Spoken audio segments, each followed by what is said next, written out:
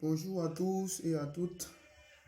Avant de commencer cette vidéo, j'aimerais remercier toutes les personnes qui se sont abonnées sur ma chaîne et leur demander d'activer la cloche de notification afin qu'ils puissent recevoir toutes mes nouvelles vidéos et inviter toutes les personnes qui ne sont pas encore inscrites ou abonnées sur la chaîne s'abonnent et activent aussi la cloche de notification afin que ces derniers puissent recevoir mes vidéos et les partager.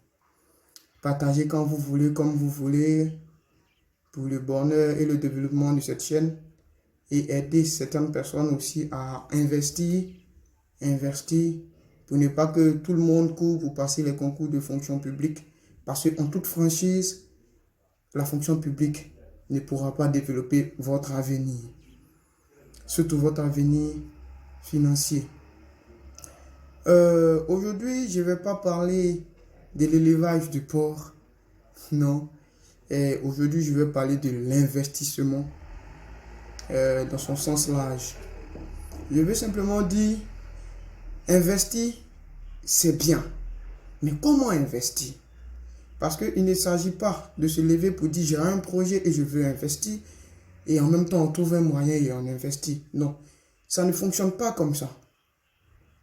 Aujourd'hui, pour investir en Côte d'Ivoire ou en Afrique, si vous souhaitez, il ne suffit pas d'avoir seulement que de l'argent. Il faut savoir dans quoi on veut investir. C'est la première chose. Il faut savoir dans quoi on veut investir. Ensuite, il faut se rassurer et qu'on a la formation nécessaire pour investir dans ce domaine précis.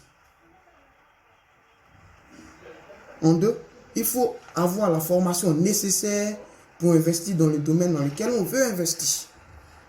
En trois, il faut avoir le temps. C'est très crucial. Il faut avoir le temps pour pouvoir suivre ses investissements, pour être au devant de tout dans son investissement, pour que la personne soit sûre que les trucs iront de l'avant. Ensuite, il faut être courageux.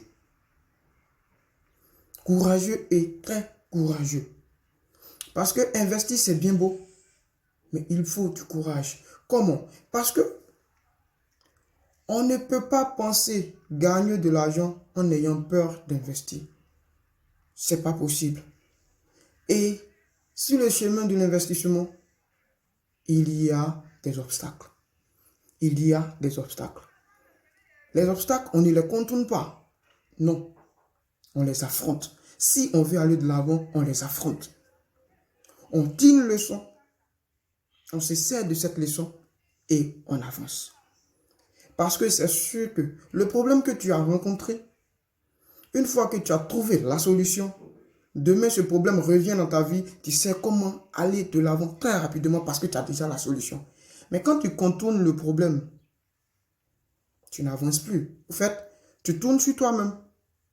Et en investissement, ça ne se fait pas, ce n'est pas normal. Ensuite, il faut aimer toutes les personnes qui pourront travailler pour vous. Pour vous, ces personnes ne doivent pas être des travailleurs ou vos employés. Non, prenez-les comme votre famille, votre frère, votre soeur, des personnes qui vous coûtent cher. Parce que si vous traitez mal vos employés, c'est sûr qu'ils vont mal travailler. S'ils travaillent mal, c'est sûr que vous allez perdre de l'argent. Vous voyez? Donc, vous devez leur donner tout le minimum qu'il faut, le petit confort qu'il faut, l'attention surtout, et discuter très souvent avec eux pour qu'ils vous disent les réalités de leur service. Voilà. Aujourd'hui, investir, ça demande des moyens financiers. C'est exact. Aujourd'hui, c'est difficile pour nous, en Afrique, d'aller à la banque et avoir un prêt parce qu'on a un projet. Aujourd'hui, les banques ne nous donnent pas de prêt parce qu'elles n'ont pas confiance en nous. Donc, il faut utiliser son propre potentiel. Il faut utiliser sa propre connaissance, sa propre intelligence pour se trouver des moyens. Nous pouvons commencer un investissement avec un petit capital. Mais ça dépend de quel investissement vous voulez. On peut avoir un grand projet, mais on n'a pas les moyens. Qu'est-ce qu'on fait?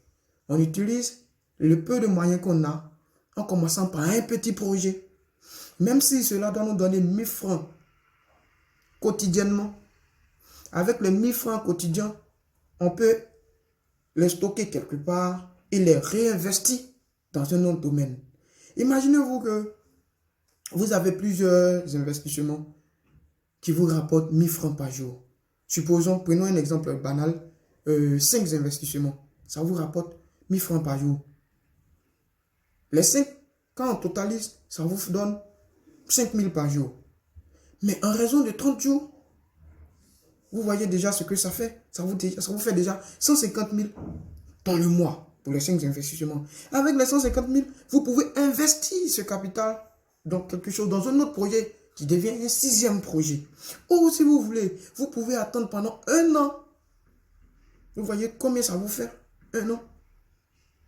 Ça vous fait déjà, je dirais, 1 800 000. Avec les 1 800 000, vous pouvez faire un autre projet qui est plus grand que ce projet que vous avez déjà.